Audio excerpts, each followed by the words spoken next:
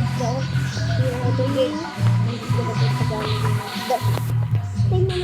ito na tayo guys. Nandito na tayo ulit. Nandito na tayo sa 5670. Ilang oras ako dito at ko alam. Mga ilang oras po siya